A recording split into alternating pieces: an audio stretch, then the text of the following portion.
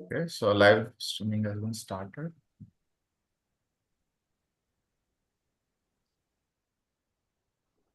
So I welcome everyone to this wonderful series that we have planned in association with Gyan Station, GSTBA, ITBA, AGFTC, and TAG. And we have our eminent speakers here, Jaykishan Vidhwani, with us. I take note of presence of President GSTBA, Advocate Shailesh Makwana, and Deepti Jain from Gyan Station, also immediate past President of ITBA, C. Ashish Tekwani. And dear participants, this is an attempt where we are trying to decode something in very, very detail, that is GST refund. Refund itself is a long subject. And recently when me and Jaykishan had discussion that what needs to be done for refund. So we had an idea that why not cover everyone and go with a series on webinar base.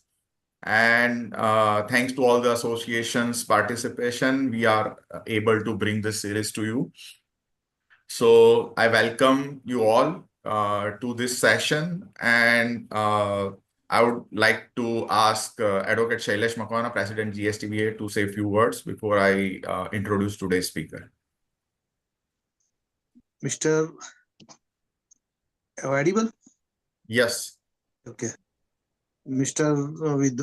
Vidhwani, Jaykishan Vidhwani, કે જેઓ learned advocate અને CA છે અને તેઓ ખૂબ જ સુંદર આપણને રિફંડના subject ઉપર આજે સિરીઝમાં આપણને જે જ્ઞાન એમનું પીરસવાના છે અને ખરેખર તેઓનું નોલેજનો જે આપણને લાભ મળશે એ ખરેખર બહુ જ સુંદર અને લાભદાયી હશે. અને જય કિશનભાઈ એકદમ મારા નજીકના મિત્ર કહેવાય કે એમના ફાધર, અને એમને એમના સ્વભાવથી હું જાણું છું કે જય કિશનભાઈ ખરેખર એક બહુ જ સુંદર વ્યક્તિત્વવાળા વ્યક્તિ છે અને તેઓને આપણે આજે સાંભળી એમના જ્ઞાનનો લાભ લઈશું. ધન્યવાદ. જય Kishan વિધવાણીભાઈ. So yes, it is as a formality part, we need to introduce today's speaker, C.A. Jaykishan Vidhwani. So I'm taking that opportunity. So Jaykishan Vidhwani is a practicing chartered accountant since last 8 years and currently partner at Mood and Vidhwani Associates, who are working in the field of taxation and litigation. His firm consists of CAs and advocates. He's alumni of Ahmedabad's one of the most famous institution, HL Institute of Commerce, and also has got his master in law degree from GLS University. He's having unique experience of internship with GK Choksi and Company, one of the biggest firm in Ahmedabad, and also working with Big Four, Deloitte. He's passionate writer and speaker at various forums. To his credit, he is having multiple articles in various journals, as well as speaking on platforms of institute, as well as multiple associations. And even recently at Surat, he won the MOOC also. So with this, I would like to share the stage to C.A. Jaykishan Vidhwani for Refund Session 1. Thank you. Thank you, Sridhar bhai, and thank you to all the associations, GSTBA, ITBA, AGFTC, TAG, and Gyan Station for providing me this opportunity to share my views on GST refund. So, I'm sharing my screen for GST refund.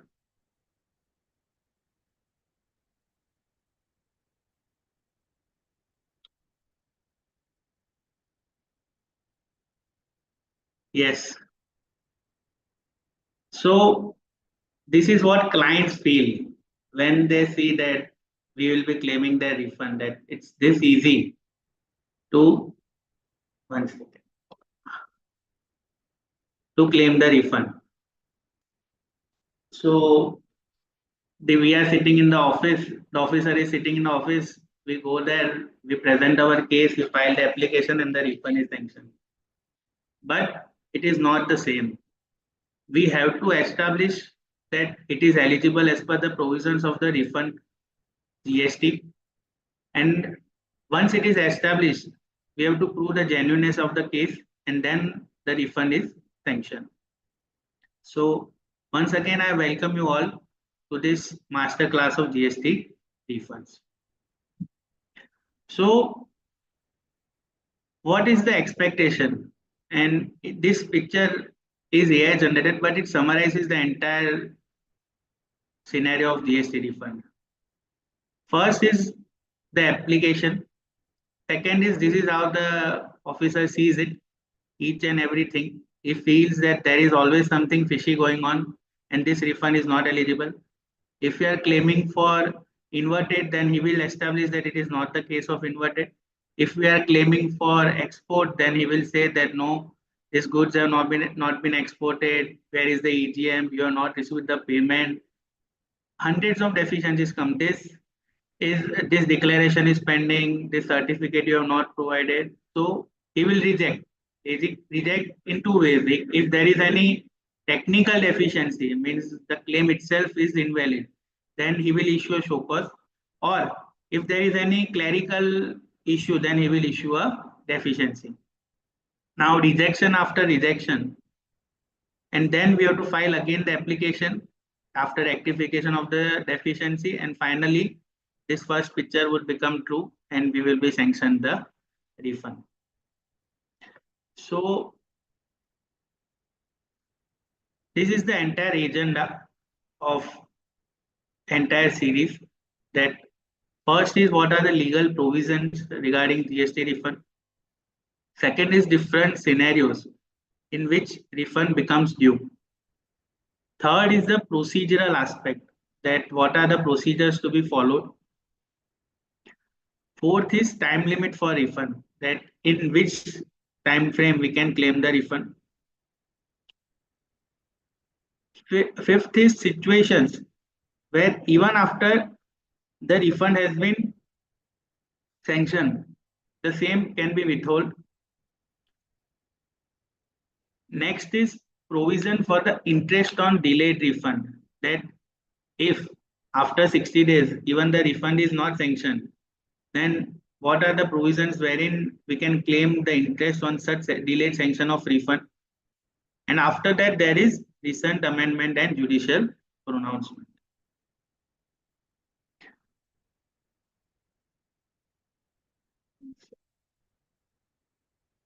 So this entire series has been divided into three parts further, that today I will be only covering the meaning of zero rated supply, the refund of export of goods and services with payment and without payment, which are the two options available. Third is supply to the SEZ. Fourth is key procedural aspects in this, what we need to take care of, and what are the common issues and challenges. And at the last of the session, we will take the question and answer. So the entire law of GST refund is basically based on these three sections. First is Act chapter number 11, that is section 54 to 58. Next is rules 89 to 97A, forms RFD 01 to RFD 11, and after that notifications and circulars. So there are various circular, but one which is known as even master refund circular, that is 125/2019. So since the inception of GST from 2017, many circulars were issued for the procedural aspects of refund, but they all on one fine day of 18 November 2019 were overwritten, and a master's combined and master circular number 125 was issued. So as I said, that in terms of Act chapter 11, 54 to 58, so 54 section, which I call as a God section of refund, which says that refund in which scenarios. See, if you have to claim the refund, then it has to be backed by the authority of law, and only section in GST which provides the authority to claim the refund is section 54. Next is refund in certain particular cases, certain special cases of UN and all. After that, section 56 provides two scenarios for interest on delayed refunds. First, it provides for delayed refund of if any claim is delayed, claim under 54 is delayed. And second scenario of 56 is if refund of pre-deposit in case of appeal. So, and if there is any delay in refund of pre-deposit, the penal rate of 9% is applicable in such cases. Otherwise, in delay of refund, the rate of 6% is applicable. After that, section 57 is regarding transfer to consumer welfare fund if the refund is not claimed. 58 is utilization of such fund. And section 77, which I call a mistake section, which is when the tax is wrongfully collected and paid to the central and state government, wherein, for example, IGST was payable and CGST, SGST is paid, or vice versa. CGST, SGST is paid, and in fact, it was payable as IGST. In such cases, you are eligible for refund without interest and penalty. Once you pay, make the payment in the right section. For example, if originally IGST was payable and you had paid CGST, SGST, now you rectify this mistake and pay IGST, then you will be eligible for the refund of that originally wrongly paid tax of CGST, SGST. Next is the provisions of IGST Act. Section 15 is for refund of IGST paid on supply of goods to tourists leaving India. After that, 16 is zero rated supply, meaning of zero rated supply. Section 2, subsection 5 and 6 provide the definition of export of goods and export of services.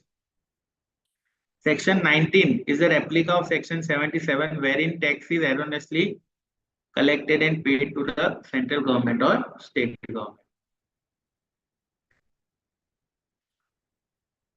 The second pillar of GST refund, that is the rules, which provide the implementation procedure of the refund that are granted by section 54.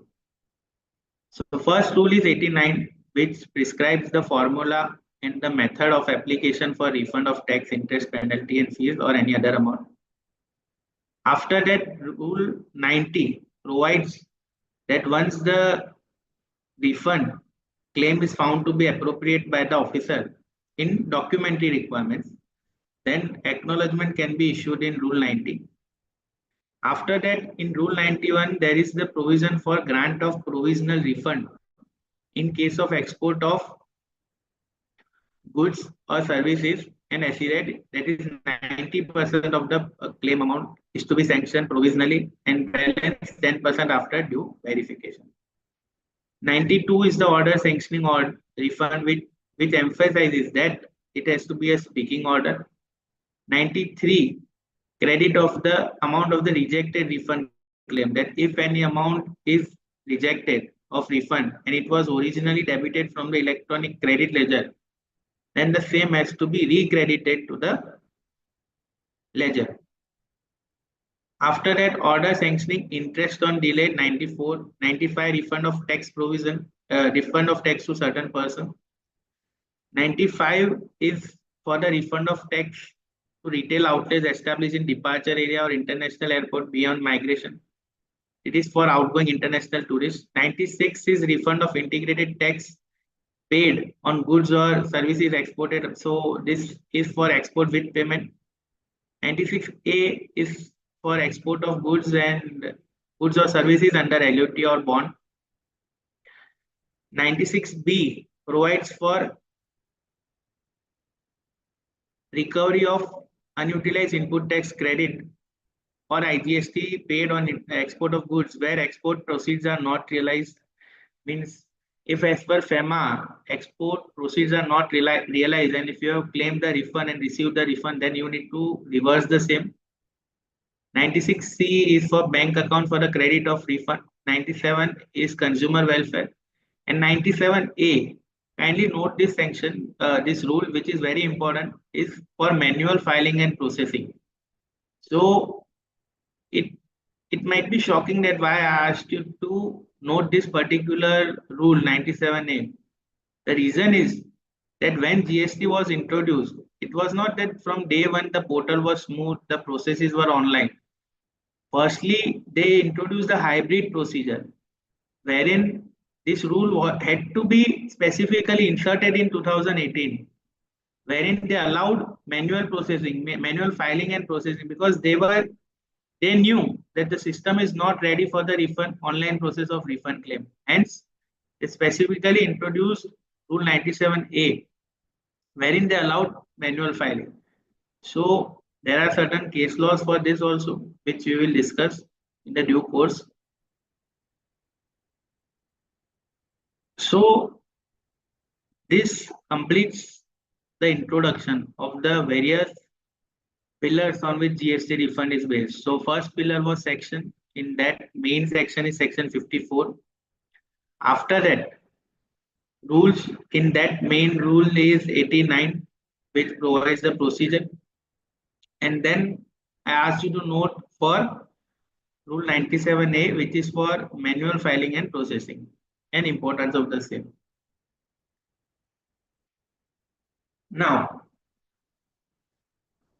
what are the types of GST refund? Where is it written? So it is in explanation to section 54, wherein refund includes following 4 refunds. First is refund of excess balance in the electronic cash ledger. Means if you are having balance in the cash ledger, then it is allowed as excess balance. So we will see in which scenarios such excess balance can arise. If there is refund of excess, means you have wrongly paid excess tax, it is allowed. Third is refund of tax paid of intrastate, means section 67 mistake section. After that, refund on account of any assessment, provisional assessment, appeal, or any other order. It also includes refund of tax paid on zero rated supply of goods or services, means with payment, input or input services used in making such zero rated supplies, refund of tax on the supply of goods regarded as deemed export, or refund of unutilized input tax credit as provided under subsection 3. So if you ask me what are the two main bifurcations of refund under section 54, so first is the tax that you have paid, whether erroneously or excess paid, whatever payment of tax you have made, you are claiming refund. That is under 54(1). Two scenarios in which the refund of unutilized credit is allowed, that is 54(3), which envisages only two scenarios. First is when there is inverted duty structure, and second is refund of export, means when you have exported the goods, means zero rated supply, then of unutilized. Other than that, in any scenario, the refund of unutilized credit lying in the electronic credit ledger is nowhere available. Many a times the question comes that, sir, I am closing down my business and I have a credit of 10 lakh rupees. So is the refund of the same available? The answer is clear no. No refund would be available in case of unutilized input tax credit, other than the two scenarios that I mentioned. First is the inverted duty structure, and second is supply and accumulation of credit on account of zero rated supply. So I have highlighted the 14 scenarios. First is a refund of excess balance in cash ledger. Anyone can claim in whose cash ledger there is excess balance. After that, refund of unutilized input tax credit. And I've also mentioned the applicable section 54(1) or 54(3). So as I said, 54(1) contains all the payments portion, and 54(3) only contains the two subparts. So refund of unutilized input tax credit on account of export of goods or services without payment. So without payment is covered under 54(3). Refund of tax paid on export of services with payment. It is with payment, hence covered in 54(1). Who can claim? Exporter of such services. 54(3) without payment can be claimed by the exporter of goods or services. So kindly note that export of goods and services without payment of tax is covered by 54(3) and can be claimed by the exporter, and refund of tax paid on export of services with payment is covered in 54(1), and export of goods is also covered in 54(1). After that, refund of unutilized ITC on account of SEZ supply without payment of tax is 54(3) and it can be claimed by the registered supplier who has made a supply to the SEZ unit public SEZ developer. After that, sixth scenario is refund of tax paid on SEZ supplies with payment. It is applicable section is 54(1), which includes the payment section, and it can be claimed by the supplier who has made supply to the SEZ unit public developer. Next is refund of unutilized ITC on account of accumulation due to inverted tax structure. It is covered by section 54(3) and it can be claimed by the supplier supplying such goods which are subjected to the inverted duty structure. After that, refund of tax paid on deemed export, which is 147 read with 54(3). In this, important thing to note is that it can be claimed by the person who has borne the burden of tax. So if the supplier has borne, the supplier can claim. If the recipient has borne, then recipient can. So now what is the meaning of bearing the burden of tax? It means, for example, 1 crore invoice is there and 18 lakh GST is charged. So if the recipient makes the payment of 1 crore 18 lakhs, then it means that he has borne the burden of 18 lakhs and he will be eligible for refund. Other scenario is if he makes the payment of basic only 1 crore. In such scenario, the refund will be claimed by the supplier and not the recipient. After that, 10th scenario is refund of excess payment of tax. It is by the person who has made such excess payment. 11th is refund of tax paid on intrastate supply, which is subsequently held to be interstate supply and vice versa. It can be claimed by the person who has made the payment of tax in the correct head. After that, 12 is refund on account of assessment, provisional assessment, appeal, or any other order. In that, the person who has paid the tax and borne the burden can make the refund claim. Refund to specialized agency of UN, embassy, foreign consulate. It can be claimed by the agency. The section applicable are 55 and 54(2). 54(1), the 14th scenario is any other reason, that is 54(1). The person who has borne the burden of tax, which was actually he was not liable to bear it, and he can claim. Or so it is a restitutory category. So if when we are not sure that where this claim of refund can be made, and if nothing works out, then you can use this one. Of course, we will have to show that the tax is paid by DRC once the refund is sanctioned. 15th is CSD under the Ministry of Defense. The applicable section is 55. Such canteen stores department is eligible for refund. Next is specified retail outlet established in the departure area of an international airport beyond the immigration counter. In such cases, who can apply the outgoing international? Oh, in this case, that this is by the claim by the shop, duty-free shop. So duty-free shop will get the refund in these cases. After that, there is one new category of Seva Boj Yojana, which is a special provision wherein the charitable institutions like gurudwaras and temples can claim refund to casual and non-resident taxable person, wherein who has paid the excess liability. International tourist who is going out of India can claim the refund. So these are the 19 scenarios of refund. moving forward, so as I said earlier also that there are two main categories. 54.1 is refund of tax paid and 54.3 is for the refund of accumulated input tax credit. So first is accumulated ITC. There are only two scenarios, that is inverted duty structure and export of services without payment of tax.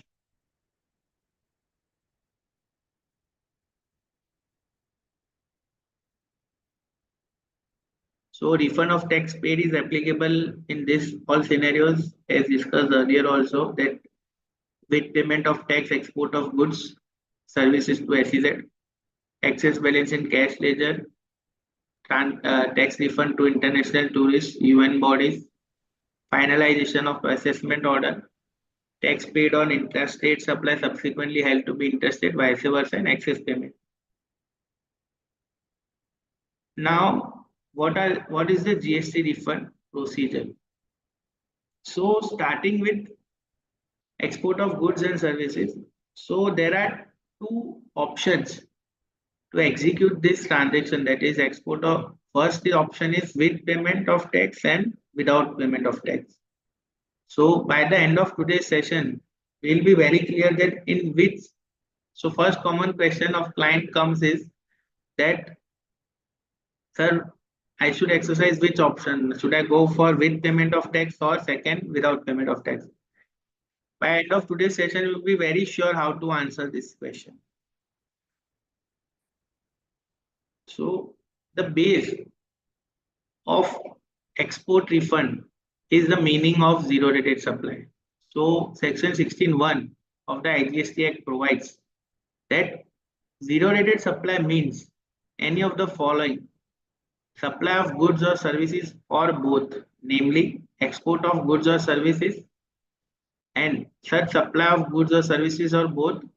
I have highlighted one thing: for authorized operation to a SEZ unit or a SEZ developer. Now, if we see this section, so firstly, so step by step, if we see that for claiming the refund, first step is that we have to establish that it is a zero rated supply. Now, zero rated supply has been defined in section 16(1). It has two subparts, three. First is export of goods or services. Second is supply to SEZ for authorized operation. Now, export of goods or services has also been defined. Export of goods means technically taking goods outside India. That is export of goods. So, what is the proof of export of goods? So, whether it's shipping bill, whether it's EGM. So, the answer to the same is that technically goods have been exported would be considered only if you show that EGM has been filed. So, EGM is the proof for export of goods. Second is export of services. Now, what is the proof of services? If I say that I have rendered 1 CR service, CA service to a person sitting in US, and I claim the refund of all the purchases that I have made here. So the proof for export of service is a service agreement, and the main proof is the payment that I have received for the service, that is BRC or FIRC. Second one, hot issue that is currently going on, and many litigations are going on for this particular thing, that when the benefit of zero rating will be available for a supply made to SEZ unit or developer. So whether this amendment of authorized operation was retrospective or prospective from the date when it was inserted. So as per my view, this authorized operation was deemed because in SEZ Act it was present from the very first day of the SEZ Act establishment, that if SEZ procures certain goods from outside its territory, means from DTA, domestic territory, so it will be exempt only when it are used for the authorized operations of the SEZ. So authorized operations have been defined There is a list of 66 items which is there. So if goods and services, if they fall in that category, then only they will be eligible. So it has to be presumed that it is from day 1/7/2017 that services or goods which are provided for the authorized operations only would be eligible for the refund. Other than that, even if you are supplying to SEZ and if they are not for the authorized operation, you cannot claim the refund and the benefit of the zero rating will not be available. And over and above that, you will have to pay the tax at the rate applicable tax rate. So, for example, if I'm supplying a car to SEZ and if it is not a part of authorized operations, then I cannot claim the benefit of zero rating and I will have to pay the full tax of the same. Now there is another doubt that is very relevant is that what is the difference between a zero rated supply and an exempted supply? Exempted supply is where there is no tax is applicable in terms of rate notification and input tax credit is also not allowed for the same. So notification number 12, wherein no GST rate is applicable on such supply, is termed as exempted supply. In zero rated supply as defined in section 16, it means that tax is applicable, but effectively there should be no tax burden. So 16.2 says that a person who is engaged in a zero rated supply of exempted goods or services is eligible to avail the input tax credit. So I have taken this example of unbranded rice. Now unbranded rice, it is exempt in local supply. Now what is the scenario if you export the same? So while exporting the unbranded rice, you will use the packing material for packing. You will use the shipping line services also. So whether this services of shipping line and this packing material for export of unbranded rice, whether this will be eligible? So the answer is yes. See, same unbranded rice, if sold locally, then you are not eligible for credit and that becomes your cost. If you are exporting the same unbranded rice, then you will be eligible for refund of the taxes paid for packing material and services of shipping line. So basically government has put this fundamental thing that taxes should not be exported. So whatever taxes you have incurred for export purposes and you establish that these are used in my zero rating supply, then the same would be eligible for the refund.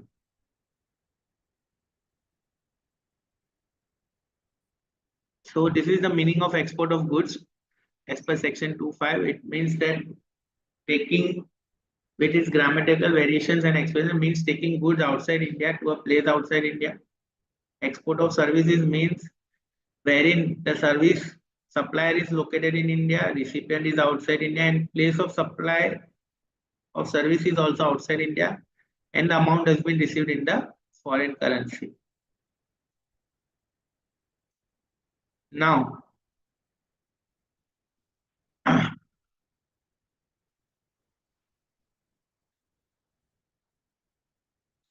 so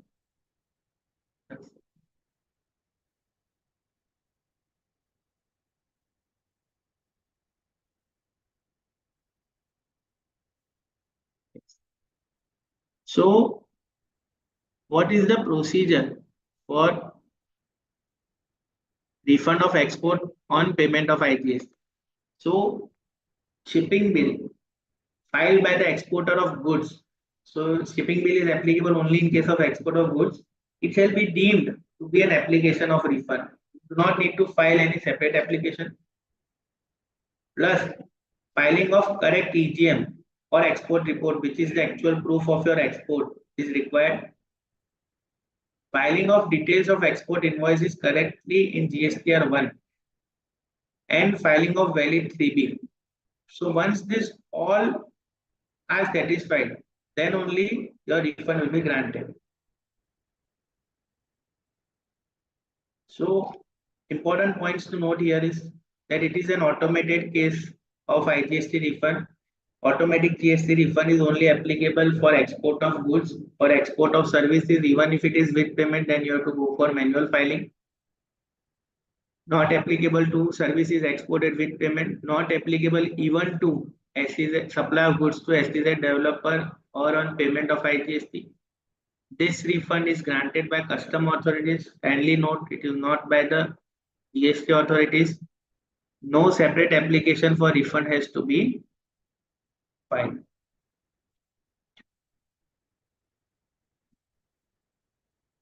Rule 96 of the CGST rule says the shipping bill filed by the exporter shall be deemed to be application. Such application shall be deemed to be filed only when the person in charge of the conveyance carrying the export duly files the departure manifest, or what I said is covering the number and the date of shipping bills or the bill of export, and applicant has furnished a valid form of 3B.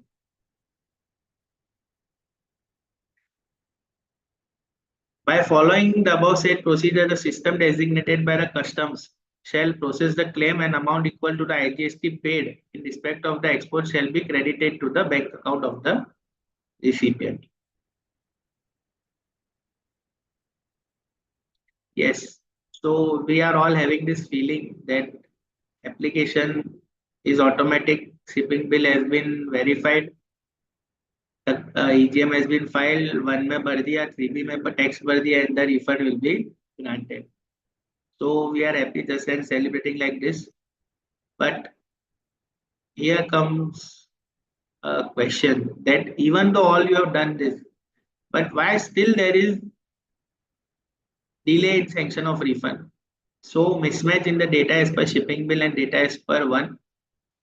Error in shipping bill filing, short payment of tax in 3B. There is an export ledger available in the refund tab of GST portal, which shows that if there is any difference between GSTR 1 and 3B export column, then your data won't be transmitted and you won't be eligible for refund. One more thing which is currently prevailing is that classification of your entity as risky exporter. Now, what are the scenarios you can be classified as risky exporter, and what happens once you are classified as a risky exporter itself a big trouble, because you will not come to know. There is no intimation flowing from the department that you have been classified as risky exporter.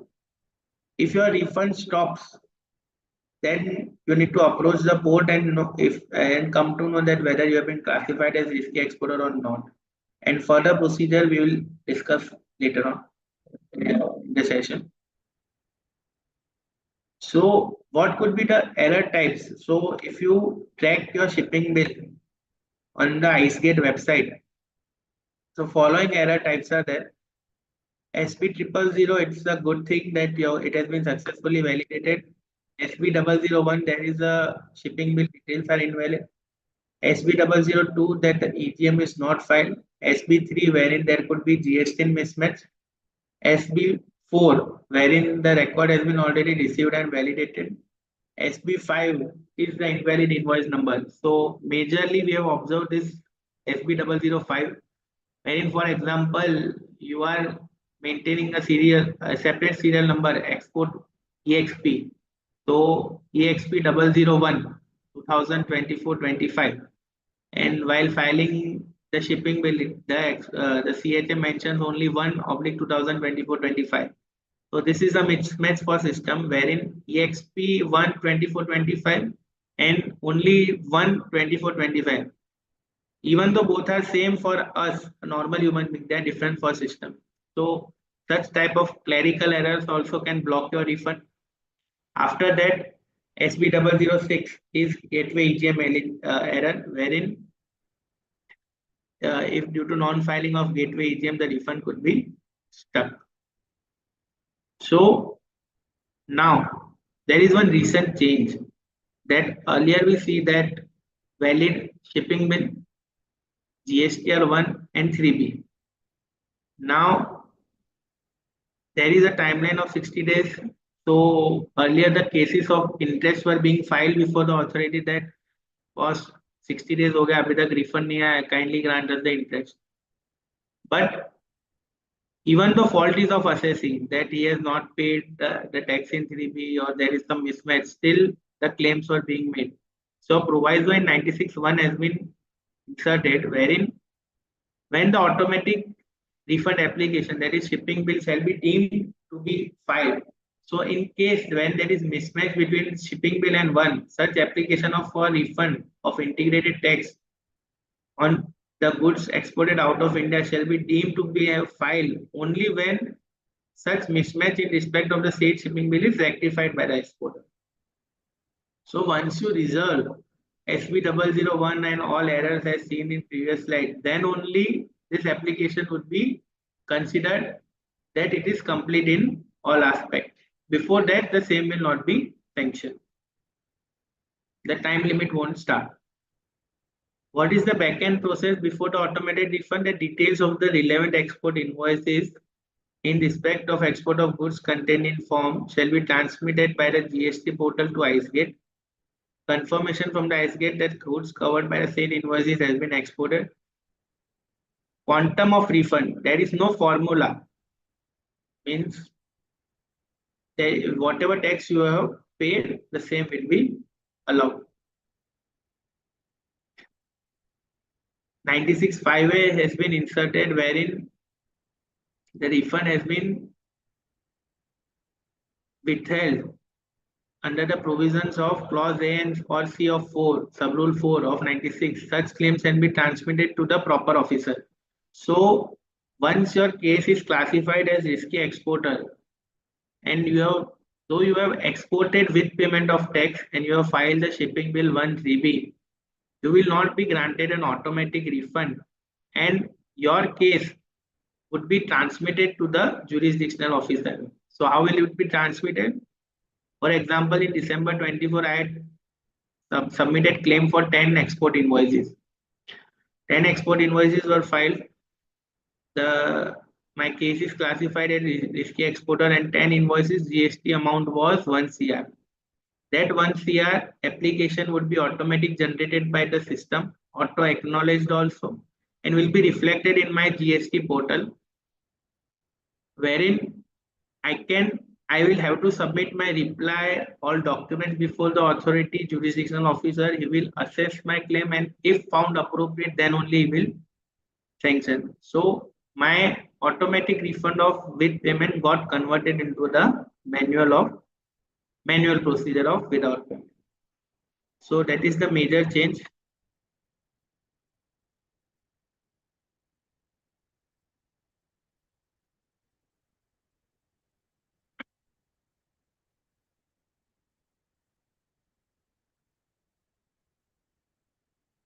So now what is the procedure or time limit for claiming of refund? So the time limit is expiry of 2 years from the relevant date as per 54. Now there was one jugglery that was going on between the department and the department that if you are claiming in the last month when the 2 years are getting over, they were issuing deficiency that boss, this is your deficiency in the application, and once the deficiency is issued, then the entire claim is we have to submit again, and it is as good as that you are filing a new refund application. So if on very last few days the deficiency is issued, then and once the time limit is over, and if you file by after rectification, then they were saying that this is time barred. So a specific clarification was issued that the time limit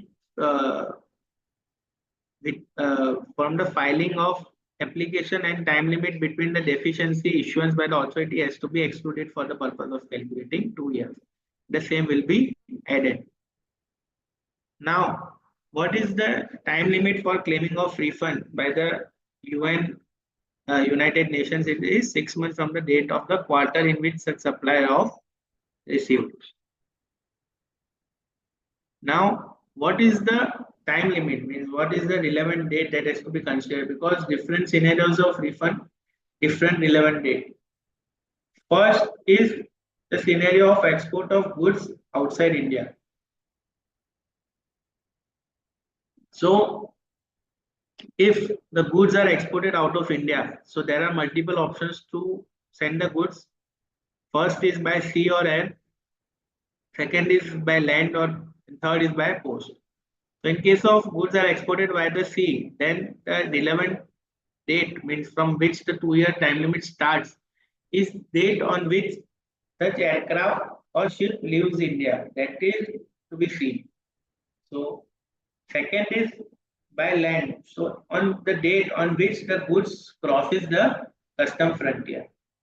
Third is post, the date of dispatch by such concerned post office.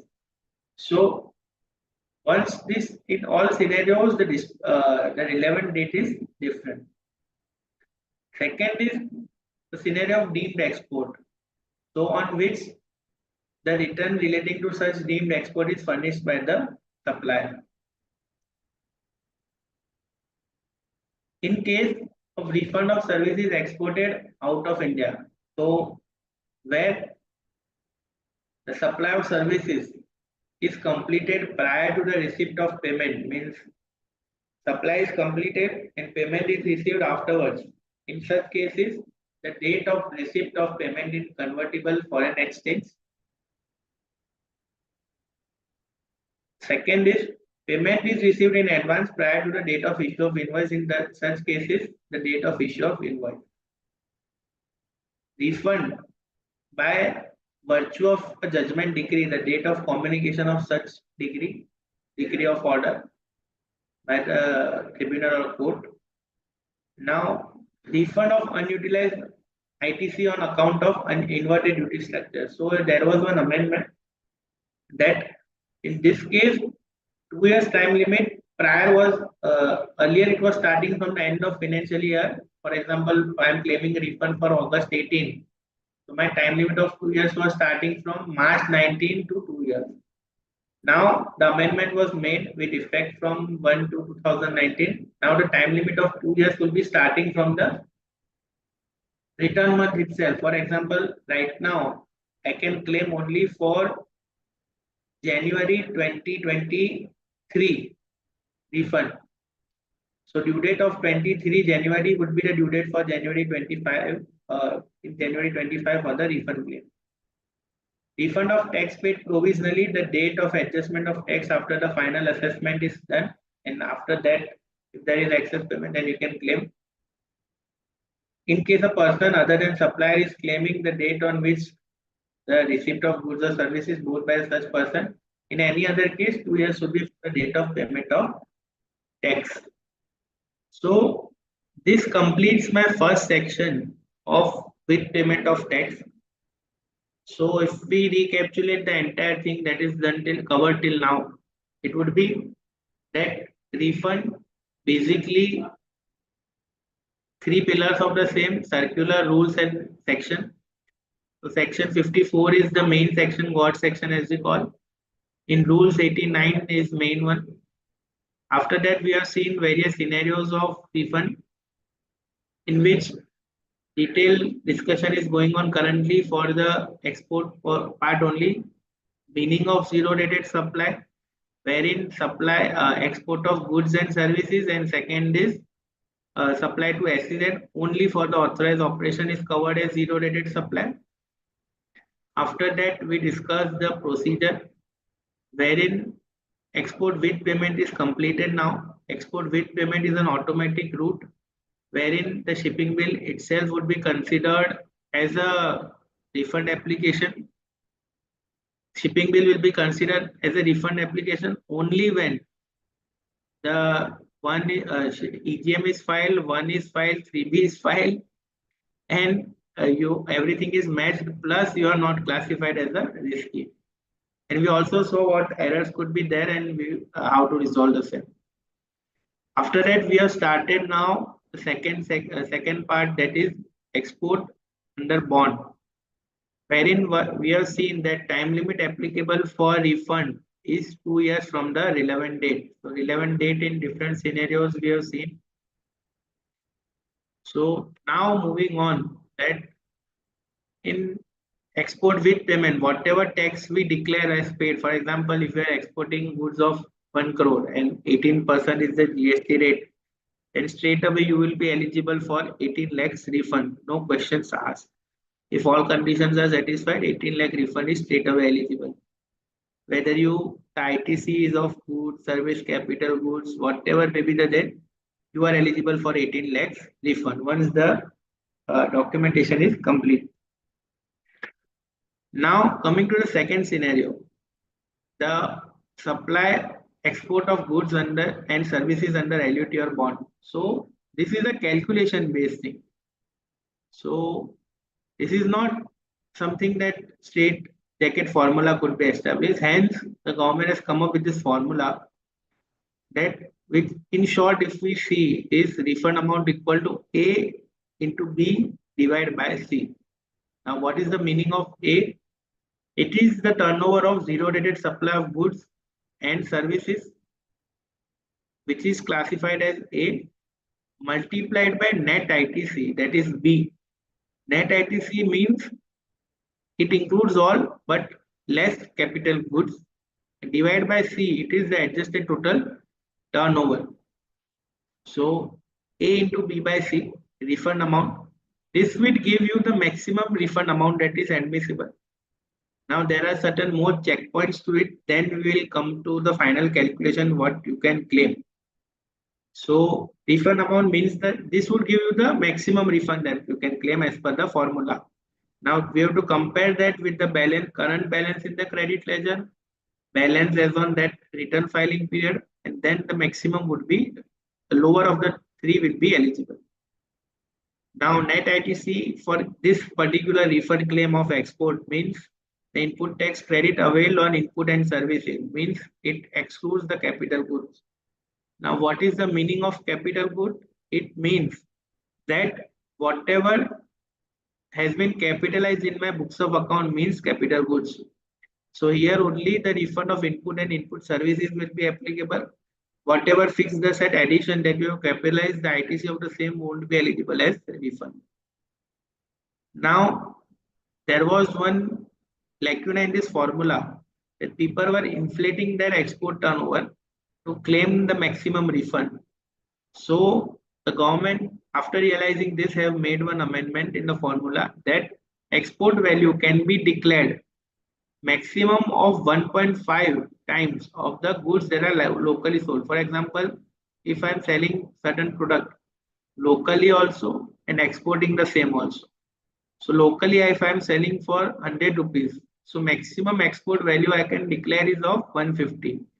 I cannot say that this product or this product I am selling in foreign for 500 rupees. So now one question would be like, how can government restrict my transaction value?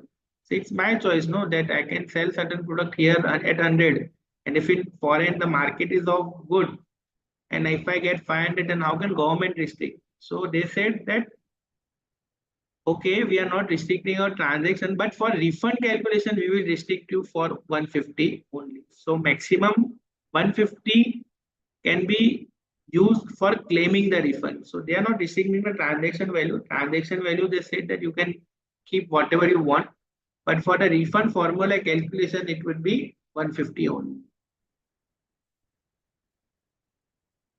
So this shows the impact of the same, that before amendment and after amendment. In first scenario, 10,000 kg at the rate 8036 per kg. And means in domestic it was 5250, and zero rated it was sold for 8036. So if we consider, then it was more than 1.5 times. So my 5250 multiplied by 1.5 times, it comes to 7875, and we are selling at 8036.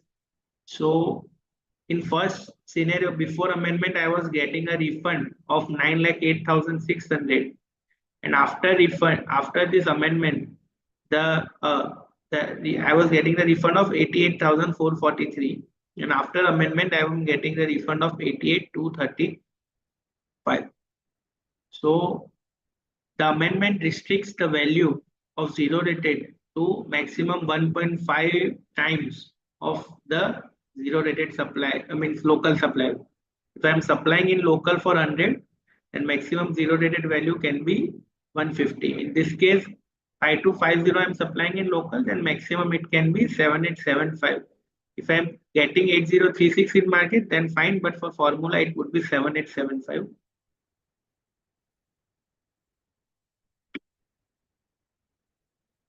Second, after that is the meaning of zero rated supply of services. So this formula is different for supply of goods and supply of services. For the turnover formula is different, while in other things are common. That net ITC is only for goods and services. Capital goods has to be excluded. After that, adjusted turnover is same. So turnover of zero rated supply of services means zero rated supply for which payment has been received during the current period plus the advances which were received in prior period but whose services has been completed in current period are to be added, and less the advances received in current period but whose services will be rendered in future.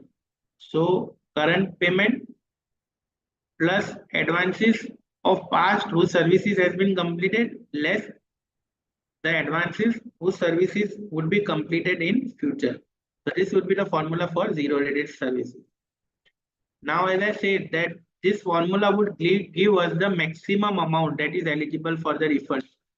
We have to compare the same with the balance in the electronic credit ledger at the end of the tax period for which the refund is being filed, or the balance in the credit ledger as on the date of the filing refund claim.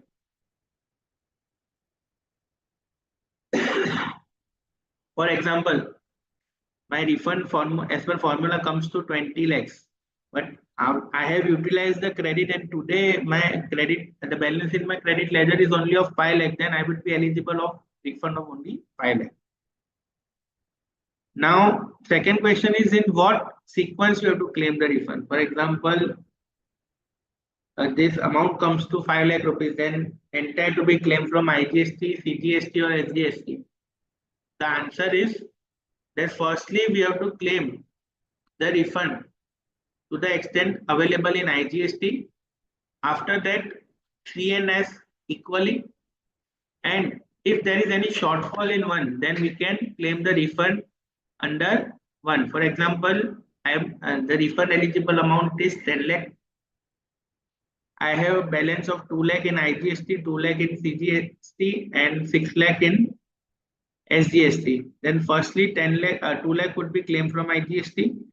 Now balance of 8 lakh divided by 2 means 4 from C and 4 from S, but there is a drawback where that there is available balance in CGST is only of 2 lakh, and then we have to claim 2 lakh from that, and balance 6 lakh can be claimed if the balance is available in the SGST ledger.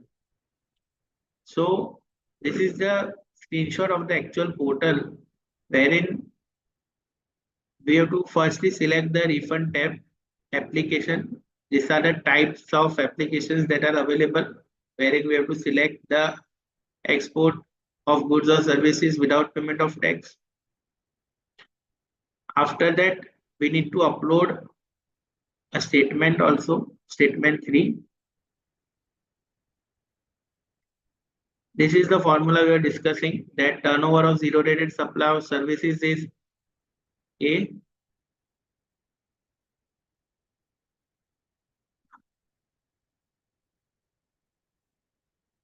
Turnover of zero rated supply. This is B, that input tax credit. Here it is also mentioned that it has to exclude the value of the capital goods, means only the with payment and without payment services and goods would be eligible. This is C, that is adjusted turnover, means the entire turnover during the refund period.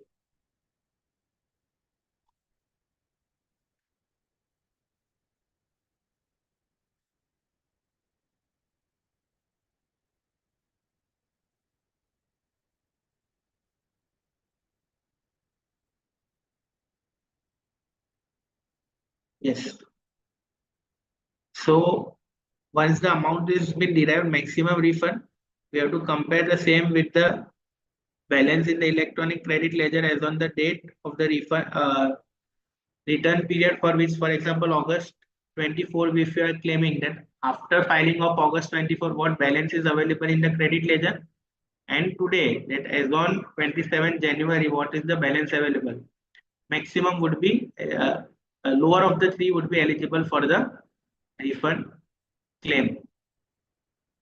So now this is the procedure for the manual refund at a glance. First step is refund application RFD01. In case there is any deficiency, means the clerical deficiency, for example, there is deficiency relating to the completeness of the refund, then they will issue RFD03. Once the RFD03 is issued, then it comes to a standstill that we have to file the again. If there is no clerical deficiency, means application is complete in all terms, there could be technical deficiency. But if there is any clerical that this declaration is pending or something like that, so they will issue the RFD3. And if it is complete in all aspects, it will issue RFD02, that is the acknowledgement.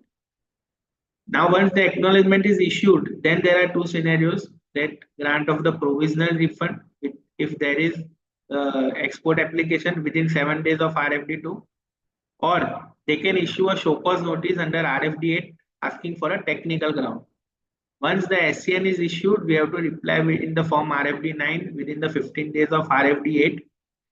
And once if the reply is accepted, then the order will be passed, rejection order or sanction order. If that is sanction order, then payment advice will be issued in the form RFD5, and even after the sanction of refund, there could be a scenario where they can withhold the refund. And if there is rejection of refund, then we can ask for the recredit of the refund amount if we accept such the rejection. For example, we had claimed of 10 lakh, and if we find, if the officer says no formula, as per formula only 9,50,000 is permissible, and if you accept that 50,000 is genuinely disallowed by the officer, then you can file the PMT03 and the amount will be recredited to your electronic credit ledger. So this entire procedure has to be completed within the 60 days. There is the circular also which says that even the issuance of the payment advice has to be done within the 45 days, so that 60 days, within 60 days, the entire amount is received in your bank account. So this is important to note, that entire amount is received in your bank account. After this, these are the forms. RFD1 is the application form, RFD2 is the acknowledgement by the officer, 3 shows the deficiency, 4 says the provisional refund of 90%, 5th is payment advice, 6th is the order, 7 is order of complete adjustment, 7B is withholding of refund, 8 is the notice for the rejection of refund application, 9 is the reply by the assessee, 10 is the refund application by the embassy, and 11 is the LUT form. So one by one we will be seeing the rule, means this application is entirely covered by 89 rule and what are the document and what is the procedure. So first is the RFD1 form 1A. So we have to upload the declaration statement and undertaking as prescribed in the annexure A to circular 125, as I said in the starting of my session, that 125 is the main master circular of refund, wherein all the documents are prescribed. Second is that neither the refund application nor any of the supporting documents shall be required for by the physically submitted. Means the officer cannot ask you to physically submit the copy of invoices. Once the same are reflected in 2A, then it has to be sanctioned. After that, on the date of filing of refund applicable, it is to be checked that all 1 and 3B are as on the due date of filing of refund application are filed before filing of refund application. So pending 1 and 3B, you cannot apply for refund. So if in the last 2 or 3 months your GST 1 or 3B is pending, then you can not apply.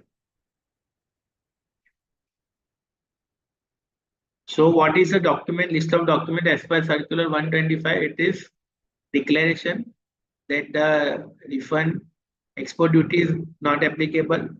After that, undertaking that if there is any erroneous sanction of refund or claim of refund, then you will return to the government with interest. After that, statement 3, the EGM detail and export detail, statement 3A also, copy of 2B for the particular relevant period. Annexure B is the classification detail of invoices, means whether they pertain to input service and capital goods. After that, shipping bills are to be uploaded only in case of non-EDI port. For example, if there are certain remote ports which are not on the customs, so custom functions in 2 formats.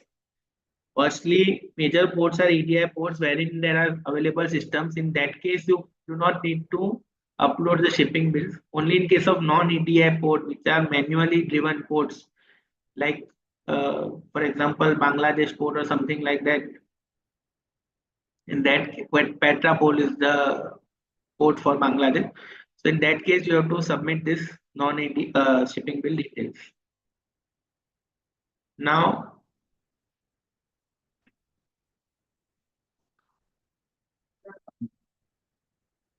so there were many scenarios that the officer was asking for the invoices in case of refund for the sanction. So once it is reflected in 2A, they cannot ask for the invoices. Some of the common queries I am answering here. Is the LUT compulsory before export? For example, you have exported currently in the January month and you have forget to file the LUT. So there was one circular which clarified that this is a clerical error. So substantial benefit of zero rating should not be disallowed merely on the ground that you have not filed the LUT. So this is as per this circular. Is BRC compulsory?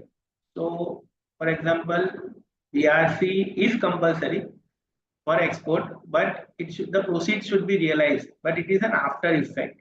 So, if I am claiming a refund for currently December month 1 and 3B is filed, I am eligible for refund. Now, December money is not currently realized by me, so it is not a precondition for the refund. So, for export of goods, the realization is not a precondition, it is a post condition. Post condition means that after 6 months, as the extended period permitted by FEMA, you will be required to get the BRC. Before 6 months and it is before the application, it is not a precondition. So, in case of export of services, yes, the officer has the right to ask you the BRC, FIRC, but in case of export of goods, it is not compulsory.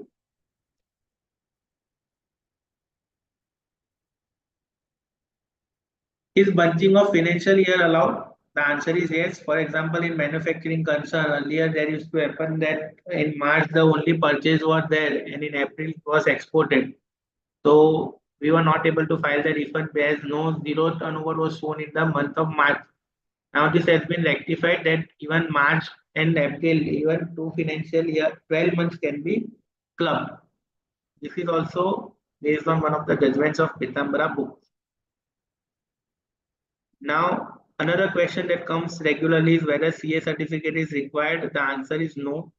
It is not required for the export purpose. Even it is not required for the inverted purpose, inverted duty structure.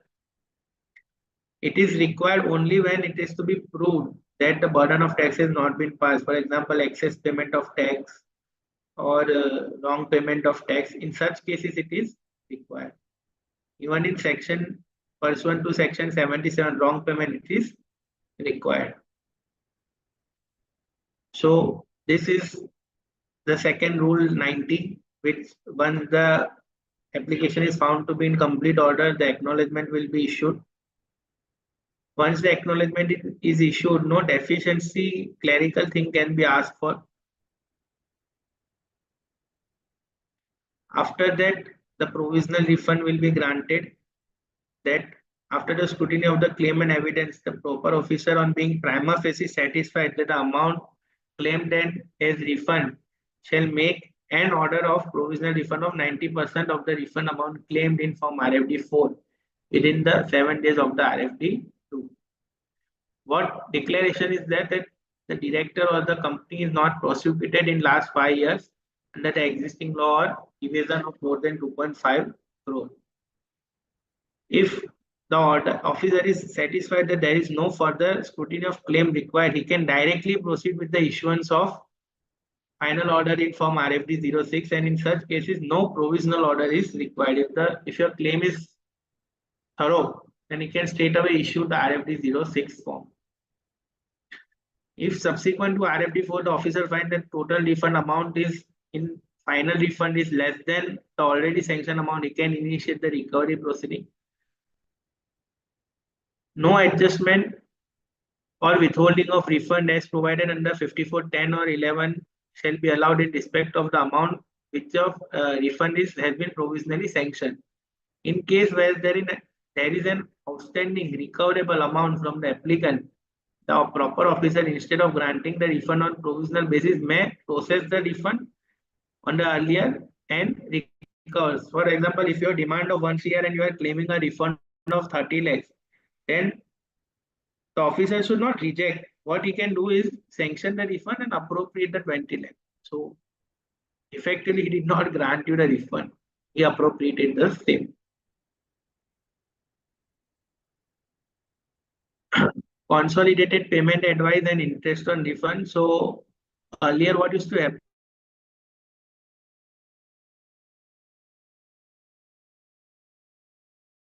So it will contain the portion of SGST also. So what was happening was that for CGST advice, you were going to CGST and order was passed by CGST. For SGST portion, you had to go to SGST and get the same portion refunded. Now, this was causing a lot of trouble. Hence, they have allowed the CGST authority only to sanction the SGST portion also. If there is any delay, then 6% interest is to be granted. And there is also an advisory that all the tax authorities are advised to issue the final order in RFD 6 and payment order in 45 days from the date of generation of ARN, so that disbursement means including everything is completed within the period of 60 days.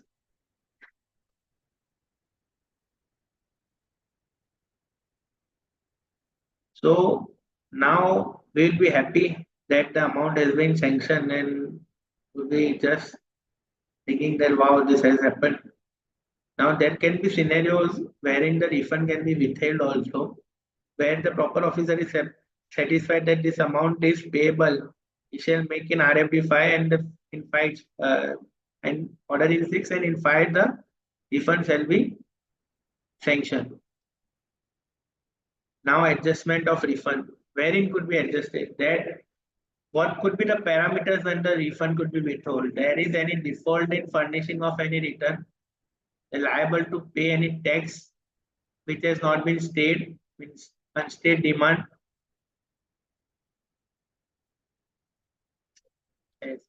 And order giving rise to the refund is subject matter of appeal or further proceeding is pending, and the commissioner is of the opinion that government revenue would be adversely affected. In such all scenarios, the refund can be withheld.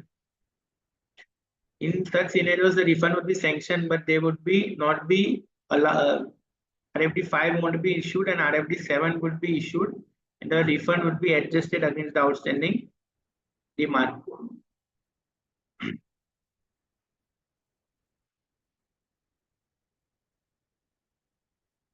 Once the deficiency is communicated to the recredit of the amount that has been debited. Once the deficiency is communicated, the amount shall be automatically recredited to the electronic credit ledger.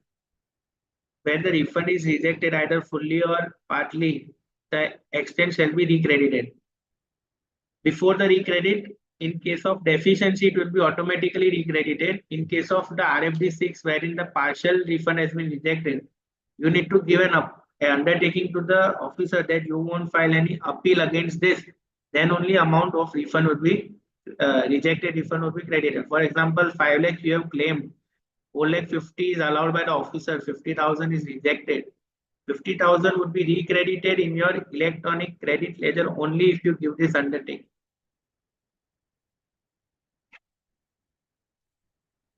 Now what happens when you have not received the payment, means you have not realized the export proceeds. So step 1 is the export of goods and supply to SEZ.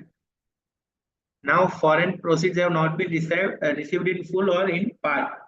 So as per the FEMA guideline, if they are not realized or even the extended period as allowed by FEMA is not, you are not realized, then you have to deposit back the refund that you have received along with the interest.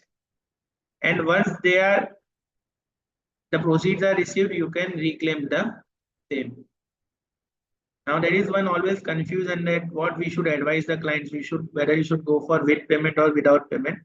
So I have identified certain scenarios wherein we can always suggest that, for example, certain industries wherein maximum capital goods are involved.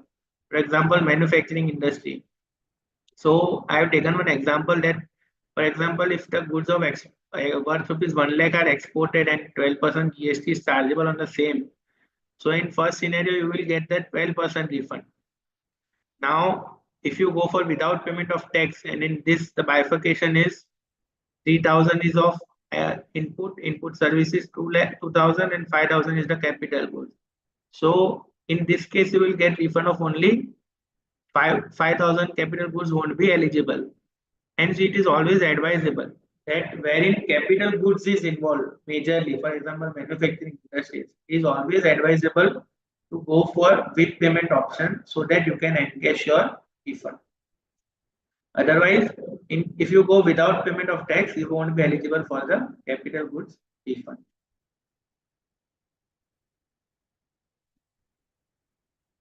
Second option is wherein the product involves cess.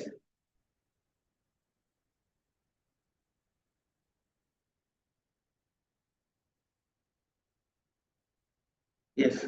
So in case of cess, for the claim of refund of cess in with payment, cess refund is not eligible.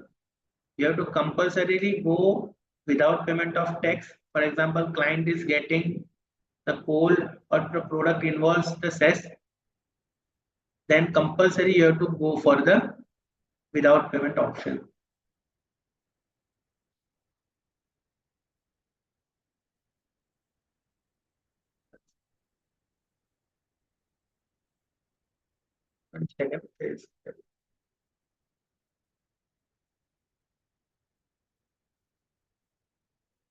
Third is wherein stock,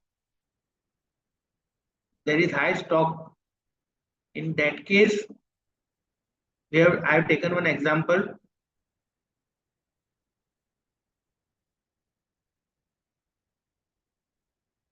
That exported goods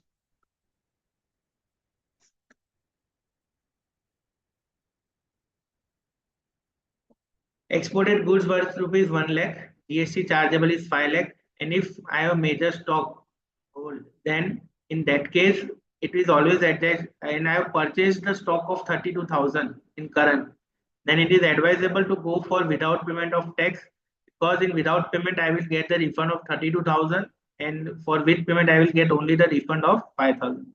So re-summarizing all the three scenarios. So first scenario is wherein capital goods is involved, it is always advisable to go with payment because we will get the refund of capital goods indirectly. Second is cess compulsory without payment. Third, in wherein stock is held, it is always advisable to go for without payment of tax. There are certain judgments for this, that department rejected the refund. In this case of Zones Corporate Solutions, wherein department rejected the refund, the assessee appeared before the file and appeal before the Honorable Commissioner Appeals. The Commissioner Appeals allowed that yes, the refund is eligible. Now department is taking a stand that since we are going to file an appeal before against this sanction by the Commissioner Appeals before the tribunal, and tribunal is not functional, we will not grant the refund. This matter went to the Delhi High Court, and the Delhi High Court allowed that this cannot be an endless exercise for the assessee. Once the Commissioner Appeal is allowed, then you have to grant the refund. Second is this particular thing, Lakshmi Organics Limited, wherein that it was said that the officer was not accepting the manual documents. So they said that you also, if the assessee is unable to upload certain things online, you have to accept this particular documents offline also, because then the rule 97A, which was specifically inserted to have the online and offline refund things, documents, would be redundant. Hence, if there is requirement, manual refund should be entertained. There is one recent judgment also wherein there was I have highlighted the same.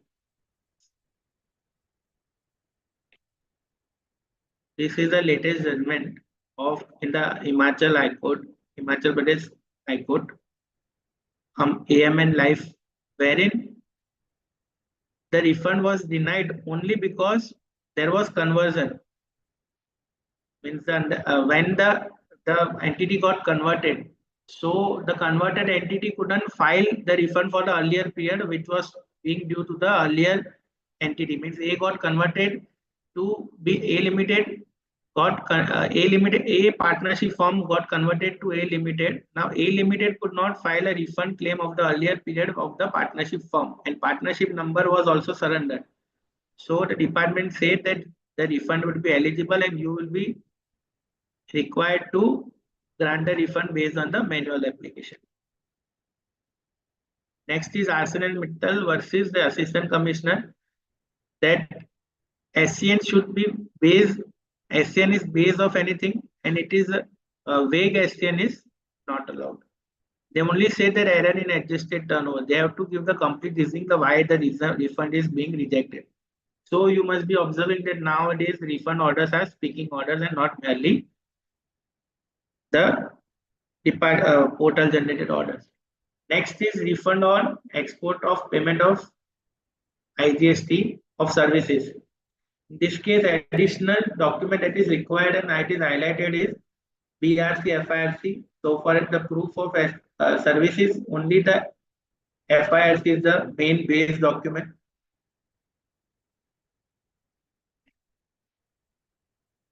After that, moving on, refund procedures for the supply to SEZ, two options, with payment and without payment. Now I will quickly go through what are the proof of the same. So for example, for goods, the export of goods, it was EGM. For export of services, FIRC. For supply to SEZ, it will be the stamp that is endorsed by the SEZ officer. And for the supply of SEZ, supply of services to SEZ, it will be the certificate of that the services are received for authorized operation by the SEZ officer. So this is the requirement. Here the CA certificate is required. Endorsed copy of invoices that the goods have been admitted to SEZ, and a certificate that the services has been received by the SEZ authorized operations is required.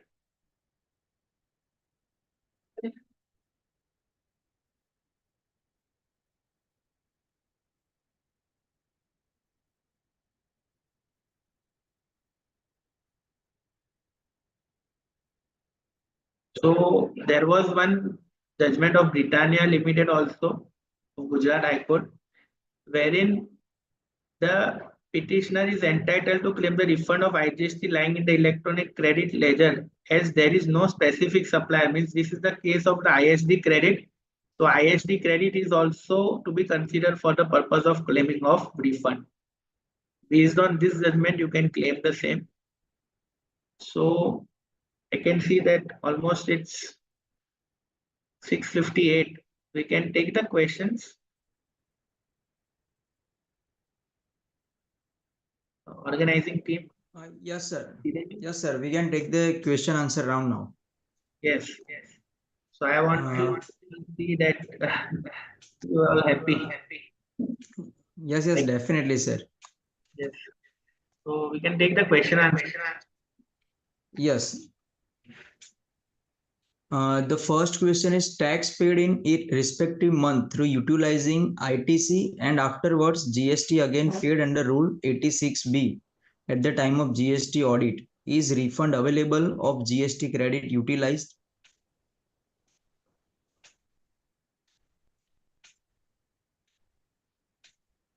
Okay, tax paid in respective month through IBC and afterwards GST paid again in the Yes. time of audit. So you can very well claim the refund of the credit based on that audit report under the category of refund under the audit. Okay. The next question is if deem export supplier received and supplier has wrongly reported the invoice under regular head. So 2 years will start from actual date of invoice of after amendment by supplier as deem export, yes or no? So this is a clerical error. Yeah, okay. Yes. So in this case, reflection as deemed export in one won't be that relevant. So according to me, it will be starting from the original date only.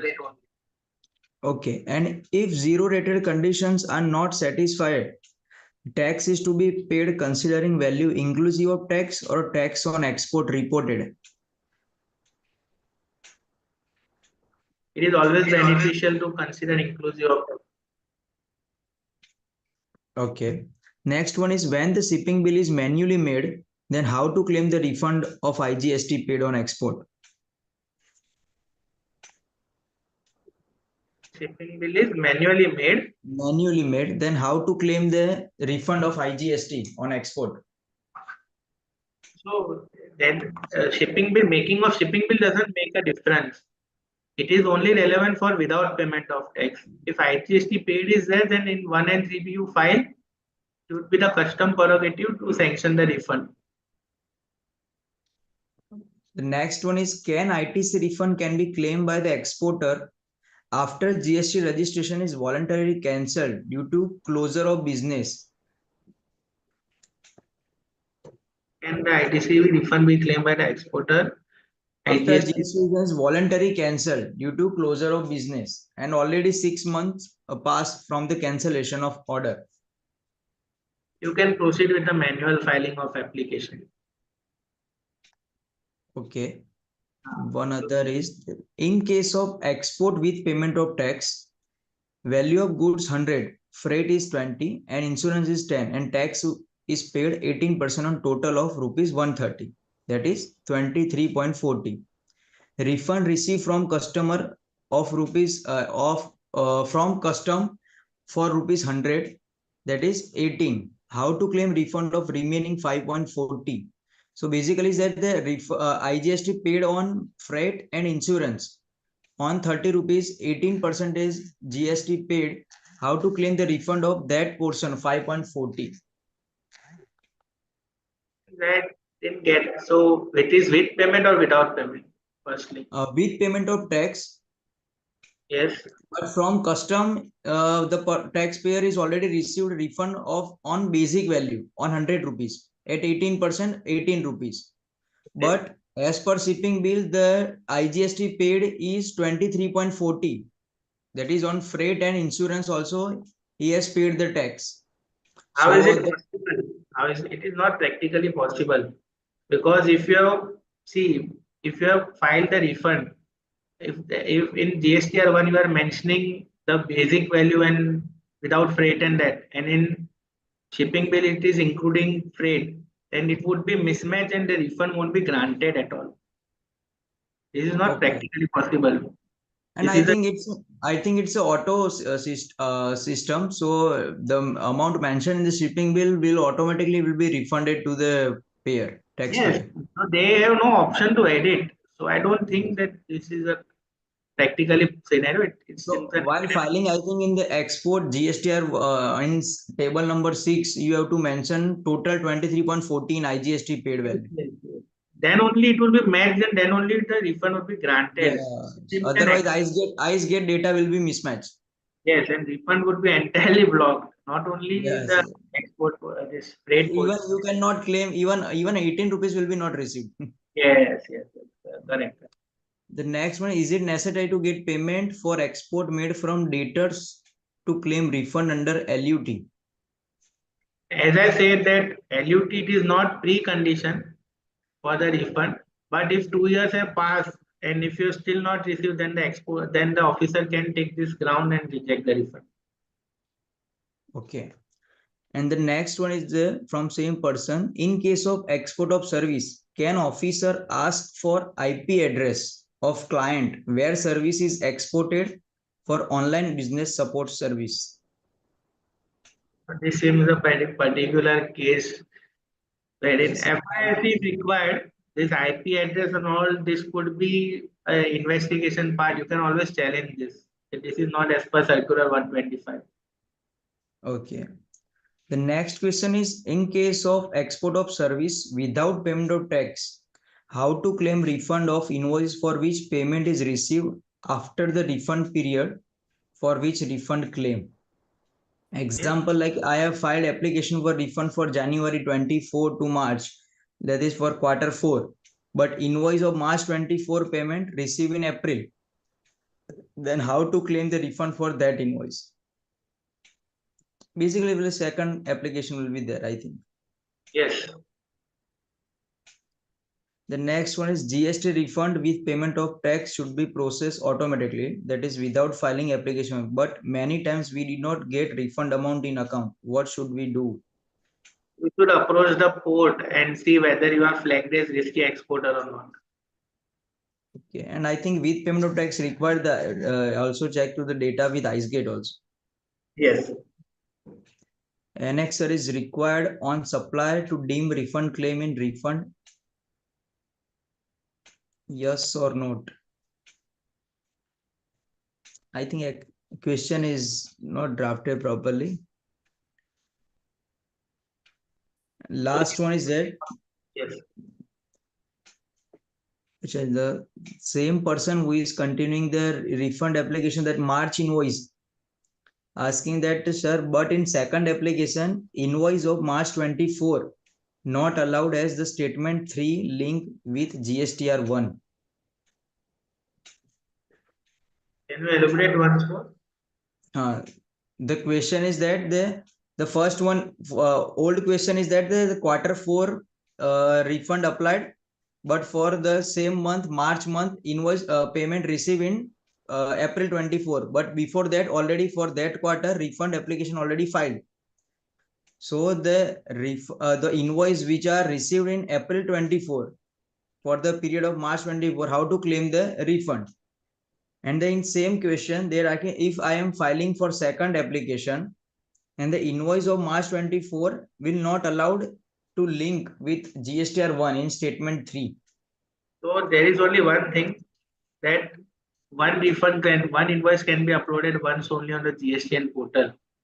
Okay. So you have uploaded during the Jan to March, this March invoice also, then it won't be allowed second time while claiming the April one. Okay.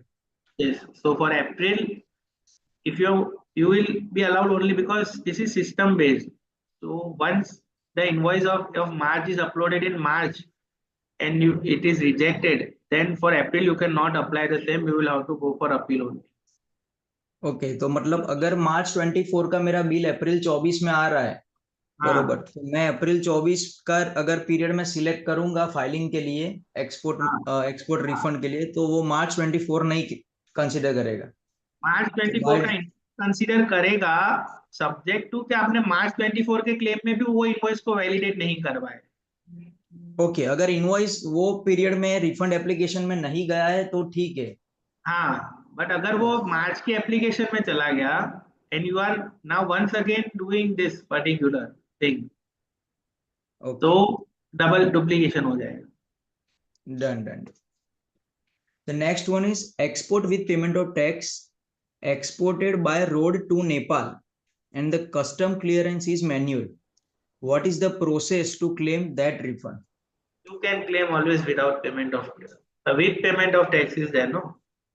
Okay, So but yes, with payment of tax, but the export by road to Nepal and the custom clearance is manual. So shipping bill details, I think, on the manual basis. but still the claim would be with payment only. So it is always advisable that in such cases you go without payment, because then only you will be able to explain to the jurisdictional officer and get your refund claimed. Okay, So and if such non-EDI ports are there, then it is always advisable to go for without payment. okay, and in continuation, the same the refund application should be filed with automatic mode or manual mode. It would be auto mode only. Manual it won't be allowed. Okay, even after the road to Nepal Yes, and the custom clearance manual. yes. Okay, I think no more any questions from the audience. So thank you, Jaykishan bhai, for the first day of the GST Unlock Refund Insight series and for enlightening the audience on the zero rated supplies, a refund on export of goods with payment of tax or without payment of tax, and the key procedure aspect and practical scenario with case studies. I hope that wait. One question is there. Can we take one more question? Yes, sure. Okay, this will be the last question. IGST was paid on a sale and a credit note has been issued against the same bill. However, since there have been no IGST sale in the following months, their credit note cannot be adjusted. In this case, can we claim a refund of tax paid given that the adjustment is not possible? Okay.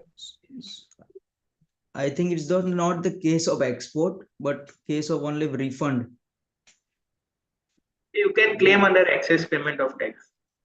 Other excess payment of tax. Yes, excess payment of tax. Then it would be covering such scenarios only. Okay. Yes.